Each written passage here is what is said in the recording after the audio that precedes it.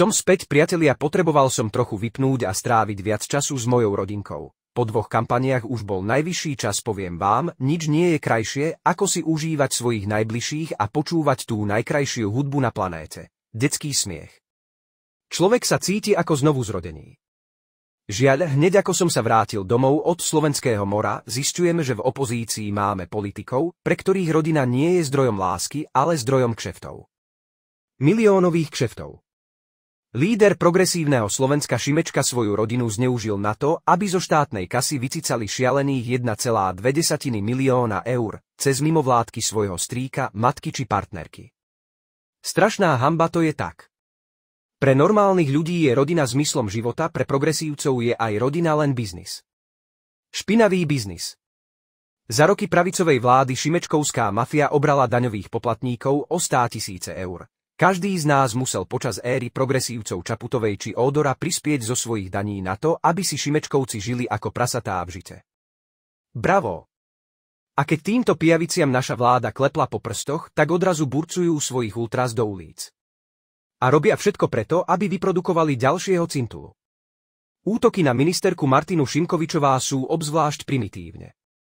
Odrazu nevadí, že je to žena. Zastal som sa ministerky aj pre bruselské politiko. Odkázal som bruselským slniečkarom, že konečne niekto našiel odvahu, aby ukázal tým klaunom, ktorí predstierajú, že sú umelci, že slovenská vláda nemá povinnosť podporovať progresívne mafie. My budeme podporovať skutočnú národnú kultúru. Spomente si, nenávisť opozície viedla až k pokusu o vraždu premiéra Roberta Fica. Šimečkovci sa detinsky vyhovárali, že oni nevedeli, že to môže mať takéto strašné následky. Teraz to už ale vedia. Stvorili vraha. No oni aj tak pokračujú ďalej. Protesty, útoky, nenávisť, zloba. Už sa nemôžu vyhovárať, že nevedia, čo činia. Úmyselne generujú nového cintulu. Toto už nie je politika.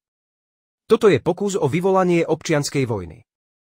Vyhrážajú sa a chcú nás zlikvidovať, Roberta Fica, mňa, Martinu Šimkovičovú. Každého, kto sa im vzoprie. Ide im o tučné prachy. O milióny. Pre Šimečkovcov a ďalšie liberálne mafie. V médiách, v mimovládkach, v divadlách. O nič iné im nejde, len o ich korytá. Je choré, že my a naše rodiny musíme žiť v strachu pred politickým násilím slniečkarov iba preto, že sme týchto liberálnych zlodejov odstavili od miliónov. Oháňajú sa slobodou a demokraciou, no v skutočnosti sú to len obyčajní podvodníci, ktorí si roky mastili vačky. Nenažratí, nemorálny, nenávistný. Miliónového Šimečku treba odvolať. Čo najskôr. A nech nevyplakáva, že tým niečo porušujeme, nech si spomenie, ako oni mňa nezvolili za predsedu ľudskoprávneho výboru. Vtedy to nevadilo. Áno, som späť, priatelia. Leto sa pomaly končí, sme plný síl. Ideme klepnúť po prstoch dúhovým zlodejom, pripravme sa na strašné útoky. Pôjdu po nás tak ako po Robertovi Ficovi, kto bude ich ďalšia obeť.